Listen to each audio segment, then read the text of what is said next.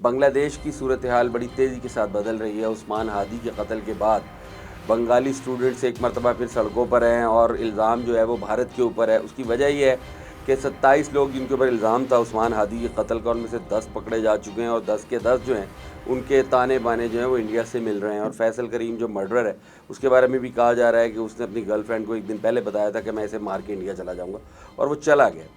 अच्छा, वो उस्मान हादी का मामला तो खैर अब सबको पता लग चुका है, लेकिन सूरत हाल कुछ ऐसी है कि बांग्लादेश से जो वाइब्स आ रही हैं वो इंतहाई डिफरेंट हैं। ये 1971 से लेकर अब तक बांग्लादेश अपनी आज़ादी के बाद से इतना एग्रेसिव कभी नज़र नहीं आया। वहाँ पे कहा यह जा रहा है कि दिल्ली या ढाका, या दिल्ली को रख लें या ढाका को रख लें। और ऑब्वियसली इस वक्त जो लोग सड़कों पर हैं वो ज़्यादा बड़ी तादाद में, चूँकि हसीना वाजिद के मुखालिफिन हैं, तो अल्टीमेटली वो दिल्ली के भी मुखालिफ हैं। और यहाँ तक बांग्लादेशी इतने कॉन्फिडेंट नज़र आते हैं कि वहाँ एक राय ये है कि जो चिकन नेक स्टेट्स हैं, यानी मगरबी बंगाल से ऑनवर्ड्स बांग्लादेश तक आते हुए बीच में जो ये 7 रियासतें हैं इंडिया की, जो जिनमें अलहदगी की तहरीकें भी चल रही हैं, जिनमें अरुणाचल प्रदेश शामिल है, आसाम शामिल है, मणिपुर शामिल है, मिज़ोरम शामिल है, नागालैंड है, त्रिपुरा है, कोई एक स्टेट इनमें से ऐसी नहीं है। पहली तो बात यही है, इंडिया से मैच ही नहीं करते। ये बिल्कुल अलग लोग हैं, ज़बरदस्ती का कब्ज़ा इंडियंस ने इन पे किया हुआ है। और फिर बंगाली इतने कॉन्फिडेंट हैं कि वो ये समझते हैं कि अगर इन रियासतों में मौजूद जो सेपरेटिस्ट मूवमेंट्स हैं, जो अलहदगी की तहरीकें हैं, अगर हम इन्हें ट्रिगर करेंगे तो ना सिर्फ हम इन्हें ट्रिगर कर लेंगे बल्कि अलहदा भी कर लेंगे, वहाँ इंडिया से अलग भी कर लेंगे। बल्कि यहाँ तक बातें हो रही हैं कि वेस्ट बंगाल जो है, अगर ममता बनर्जी हमारी मदद करे तो हम वेस्ट बंगाल को भी इंडिया से अलहदा कर देंगे। ये पहली मरतबा हो रहा है तारीख़ में। हिंदुस्तान 47 में आज़ाद हुआ है, लेकिन उससे पहले बहरहाल ये इंडिया तो मौजूद था। हिस्टोरिकली ये ही साजिशें करते रहे लोगों के साथ। मिसाल के तौर पे सिक्किम को ज़बरदस्ती अपने साथ मिला लिया, भूटान को मिला लिया, नेपाल को मिला लिया, सार्क को नहीं चलने दिया, पाकिस्तान को धमकियां दी, फिर भाग गए। ये इंडियंस किया करते थे। पहली दफ़ा हो रहा है पाकिस्तान के बाद को दूसरा मुल्क जो इंडिया को अलल ऐलान चैलेंज कर रहा है कि ना सिर्फ हम तुम पे हमला कर सकते हैं, बल्कि तुम्हारी ये जो चिकन नेक स्टेट्स हैं ये तो वैसे ही ख़तरे वाली हैं। जो है ना, ये जो सिलगिरी कॉरिडोर है एक, ये तो है ही इंडिया के कब्ज़े में नहीं है, ये ज़बरदस्ती का कब्ज़ा है। ये तो है ही मतलब ख़तरनाक जगह, मतलब वल्नरेबल जगह है। लेकिन बहरहाल वेस्ट बंगाल जो है वहाँ पे बहुत बड़ी तादाद में बीजेपी की सपोर्ट भी मौजूद है। और वेस्ट बंगाल के लोगों ने आज तक कभी भी ऐसा नहीं हुआ कि उन्होंने कभी एंटी इंडिया बात की हो। बल्कि काली का मंदिर भी वहीं पर है और ज़्यादातर मजहबी मुक़द्दस मकामात भी उनके वहीं पर है। मगर वेस्ट बंगाल के बारे में ये बात करना, बंगाली ये कहते हैं, बांग्लादेशियों का कहना ये है, जो इस वक्त वहाँ डिबेट चल रही है, डिबेट उस्मान हादी नहीं है, डिबेट फैसल करीम नहीं है। डिबेट ये है, there will be no new Delhi, there will be no ties among these two countries या बिटवीन दीज टू कंट्रीज़। और ये बड़ी अजीब सी सूरत हाल है। बांग्लादेश के बारे में अगर वो डिपेंडेंट तो है नहीं किसी के, ये तो तयशुदा बात है।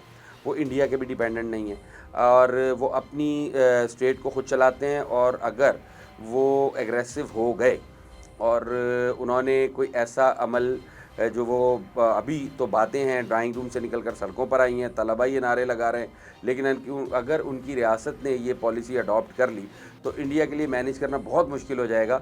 उसकी वजह ये है कि नागालैंड वाले उनके साथ बिल्कुल नहीं रहना चाहते, त्रिपुरा वाले नहीं रहना चाहते, आसाम वाले हमेशा से हर दौर से उनके मुखालिफ हैं, और अरुणाचल प्रदेश हो या ये जितनी भी 7 रियासतें हैं ये इनके साथ रहना नहीं चाहती। इनको सिर्फ एक सपोर्ट चाहिए। बांग्लादेश पहले सपोर्ट नहीं करता था, प्रो इंडिया था, खामोश बैठे थे वो लोग। लेकिन अगर बांग्लादेश सपोर्ट करता है और वहाँ पे कोई अलहदगी की तहरीकें जो पहले से मौजूद हैं वो मज़ीद ट्रिगर करती हैं, तो इंडिया के लिए 2026 काफ़ी मुश्किल होता हुआ नज़र आ रहा है। और ये कोई बहुत बड़ी बात होगी नहीं अगर ऐसा हो जाता है, क्योंकि देखें जब इंडोनेशिया में मसला हुआ था तो ईस्ट तिमूर को विदिन 6 मंथ्स वेस्ट ने अलहदा करवा दिया था। सिर्फ इसलिए अलहदा करवा दिया था कि वो इंडोनेशिया इस्लामी मुल्क था, ईस्ट तिमूर जो थी वो क्रिश्चियन रियासत थी। सूडान में जो पैसे वाला एरिया था उसको अलग करवा दिया था, साउथ सूडान को, जहाँ से पैसे कमाने थे, जहाँ सोना था, जहाँ मिनरल्स थी, उनको अलग किया। जो लड़ने वाले लोग थे उनको दूसरी तरफ कर दिया। यूगोस्लेविया बल्गेरिया टूट गए थे, रशिया को आपने तोड़ दिया था। तो इंडिया तो वैसे भी मतलब ये कोई एंटिटी तो है नहीं जो सर्वाइव कर सके बहुत ज़्यादा तवील अरसे तक। वो बोंगियाँ शोंगियाँ मार के कहीं की ईंट कहीं का रोड़ा भानमती ने कुनबा जोड़ा, वो जो कुनबा जोड़ा हुआ है उसके टूटने के इम्कानात हैं। और ये इम्कानात बहुत ज़्यादा बढ़ जाते हैं उस वक्त जब चाइना की बैकिंग हो। बांग्लादेश को चाइना की मुकम्मल बैकिंग है। उनका कहना यह है कि हमारी बहुत ज़्यादा इन्वेस्टमेंट है बांग्लादेश के अंदर। बांग्लादेश जो भी काम करेगा अगर इंडिया ने उनको इंटरप्ट किया या वहाँ पे जो सूरत मतलब बदअमनी फैलाने की कोशिश की या कोई क्योस क्रिएट किया, तो चाइना एक्ट करेगा। अब सूरत हाल ये है कि इन स्टेट्स में, ये जो चिकन नेक स्टेट्स हैं, इनमें सर्दियों का मौसम है, शदीद सर्दी है। आसाम वैसे ही डेंसली पॉपुलेटेड और जंगलों पर मुश्तमिल स्टेट है। ये सारी की सारी जंगलात पर मबनी स्टेट्स हैं। इनके अंदर सर्दी में इतनी कार्रवाई मुश्किल है, इतनी आसानी से नहीं हो सकती। कोई भी तहरीक आज़ादी भी अगर आप चलाएं तो वो इतनी मूवमेंट नहीं होती। और यहाँ पे जो इंडिपेंडेंस की तहरीकें हैं वो सर्दी में थोड़ी ठंडी पड़ जाती हैं। मार्च और अप्रैल के महीने जो हैं वो इंतहाई अहम होंगे।